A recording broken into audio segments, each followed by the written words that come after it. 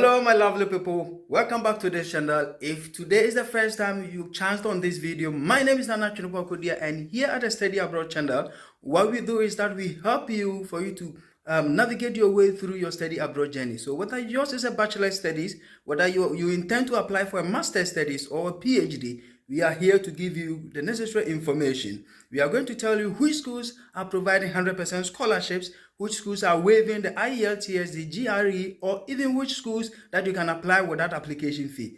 If that's the kind of content that you are interested in, please smash the subscribe button and become part of the family. You can also share to your friends who would also share to their friends.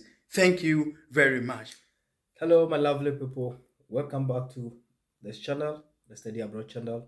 Thank you for your support, your continued support. I'm super grateful. The team is super grateful for your support so far. Now today we are going to talk about one of the most important documents that you need if you're really thinking about studying abroad. This document that I'm talking about is the statement of purpose, otherwise called the letter of intent or motivation letter or letter of research. The SOP is the number one document that makes you stand out from all the applicants.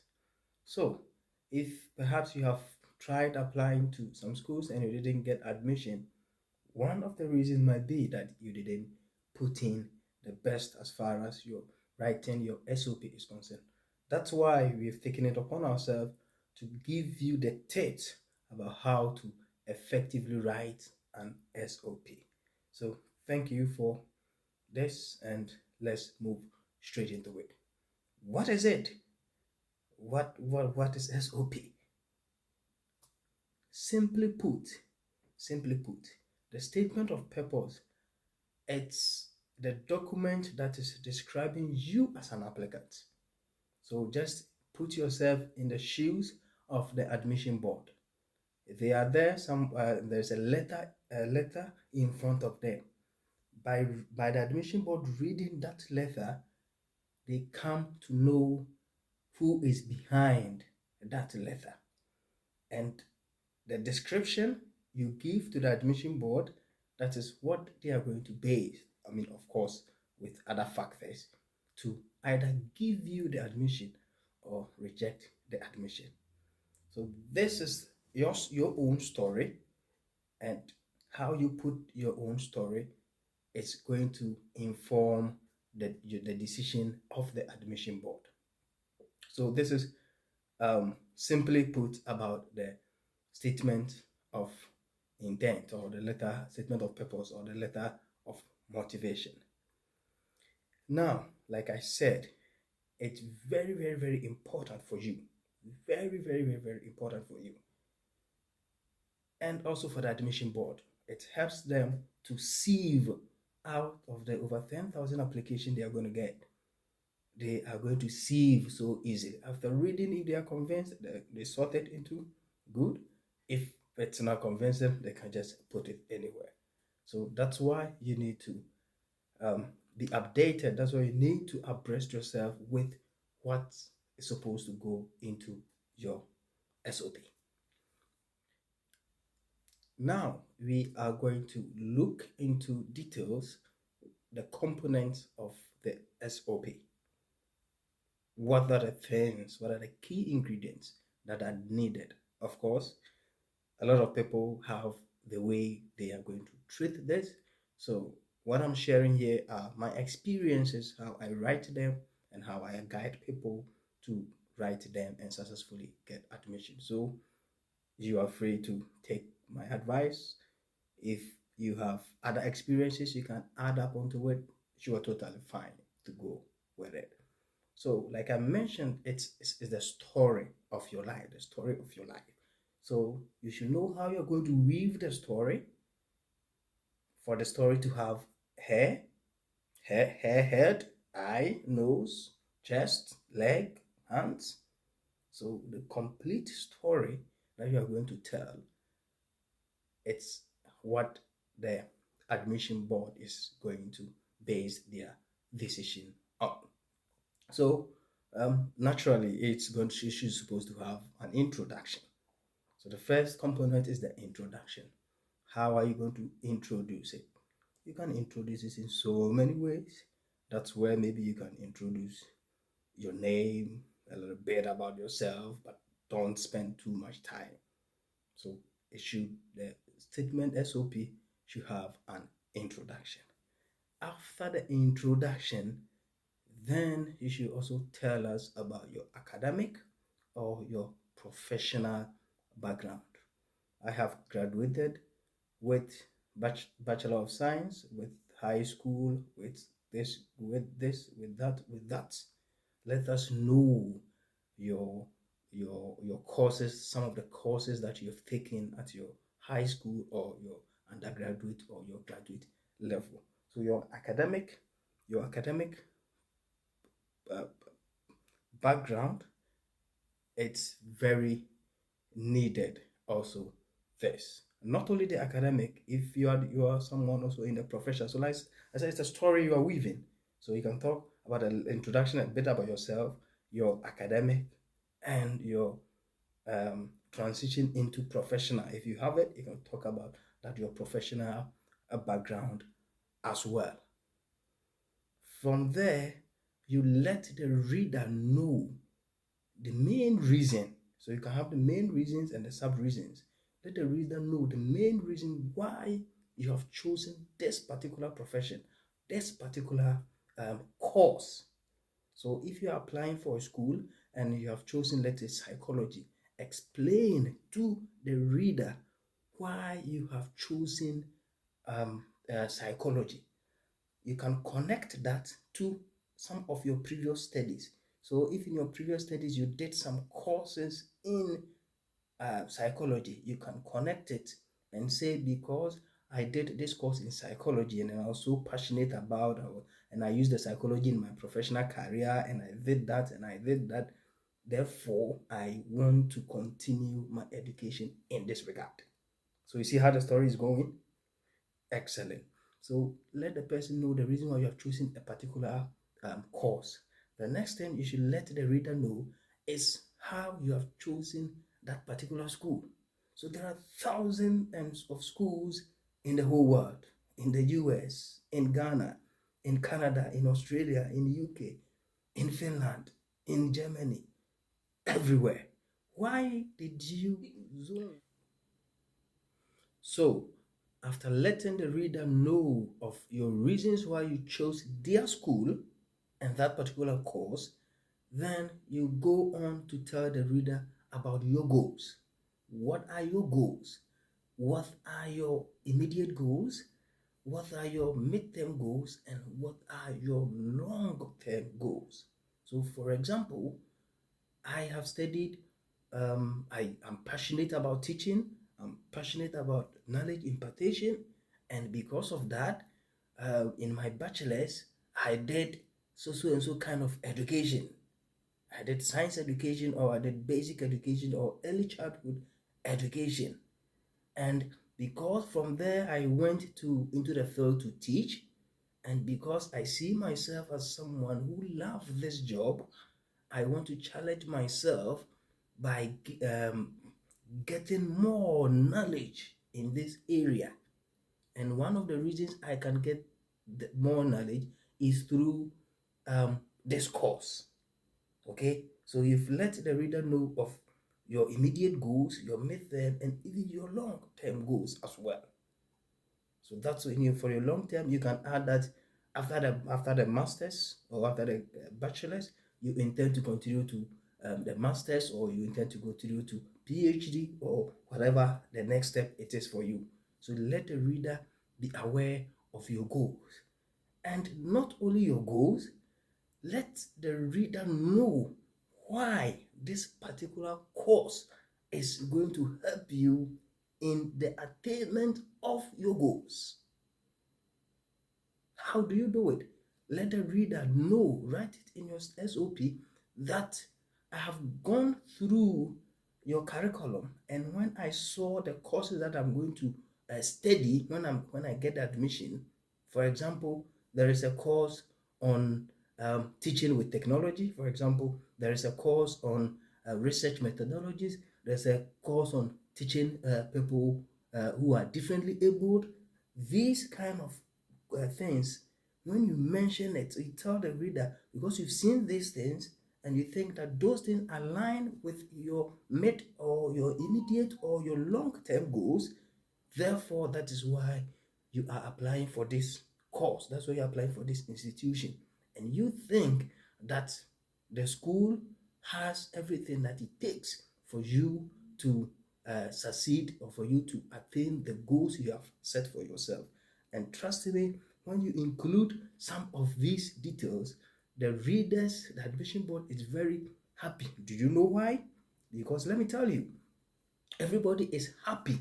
Everybody is happy to know that an applicant has gone a step further. It's not all the applicants who are going to read about the curriculum, about the course. So if you are able to take that extra step to go further and read on the department about the course, some of the courses which are there, and you can pinpoint them out to the admission board, they will be very, very, very, very glad to um, um, help you in the attainment of your goals. Finally, then you conclude.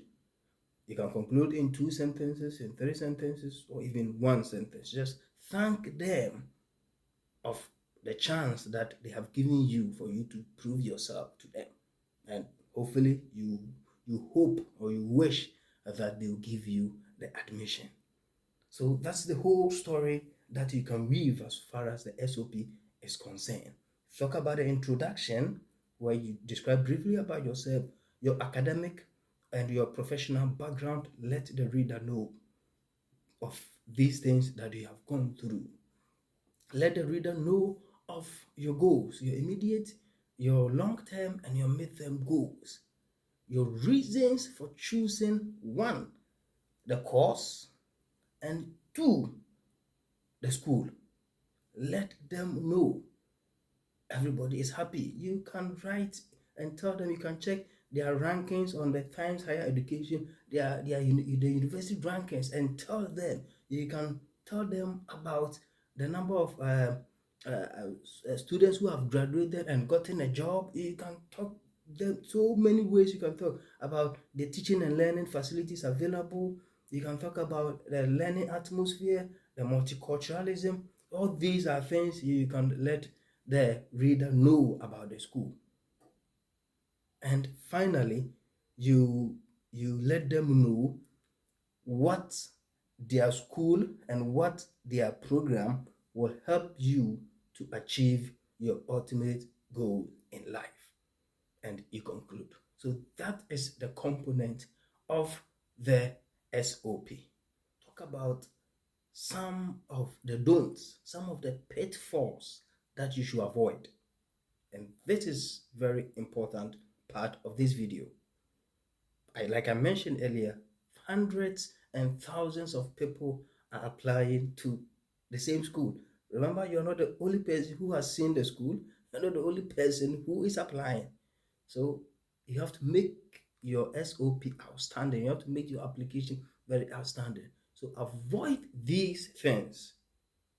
Number one, that's the SOP is not a time for you to tell about your family history and your family background. We know you come from the best of the families, of course. You come from the royals of families. You come from the richest or even the poorest families. That is not the time for you to tell us. We don't need that. So avoid elaborating extensively on your finances and your family. They are not necessary, except, especially the finances, except when you are applying for scholarship or graduate assistantship. That is where you can mention it. But for the SOP, avoid it. If I were you, I would totally avoid it. The second thing that you should avoid is that respect the instructions they have given you. If the SOP for your school is saying 2 pages, please make sure all your ideas, all your SOP is enclosed in the 2 pages. 10,000 of people are applying. So if you are going to write 4, it's a total no. They are going to put it somewhere. Or if you get a generous person, what it's going to do is that just take only the 2 pages and read and then grade you on that. So if they are saying 3,000 words, just 3,000 words, no more than that. Finally, and that is something a lot of people have been doing, avoid plagiarism. By this, I mean there's so many people who have written this. So with just a click, with just searching on the internet, you can find SOP. Avoid them. I'm not saying don't use them to modify, don't use them to give you inspiration to write. What I'm saying is that some people just take what is on online and just use it as their own.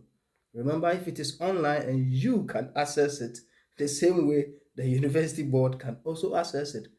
And to be honest, most of the universities have this plagiarism checker. So once you send it to them, it just passes through the plagiarism checker, and automatically they know that, oh, this is one of the guys. You just go pick it up.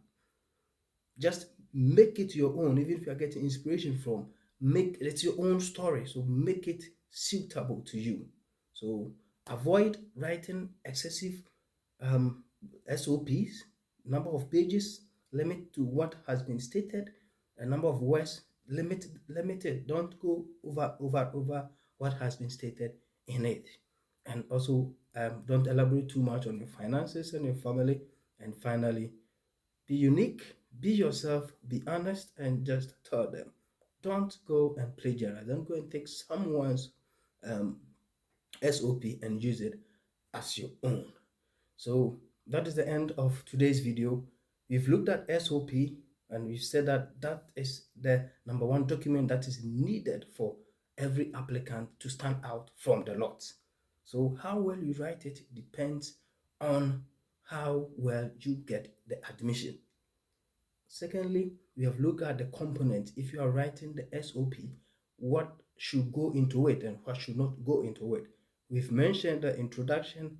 We've mentioned about your academic or your professional background. We've talked about your reasons for applying for the particular course, reasons for applying for the particular school, as well as your own personal, immediate, mid, and long-term goals. Next, we talk about in the content of the SOP is how does the school or how does the course help you to achieve your personal goals that you've stated above. Make that connection. Make that connection. Very, very, very, very important. And finally, we talked about um, you conclude your SOP and eventually some of the things to avoid, some of the pitfalls to avoid when writing SOP, where we mentioned that don't plagiarize, don't copy, avoid elaborating too much, talking too much about your family and your finances. We don't need it. And finally, respect the regulations, respect the instructions they have given you. If they are saying 2 lines, just write 2 lines for them. That is it. Thank you for always the support. Thank you for always for subscribing. See you next time on the next video. Peace out.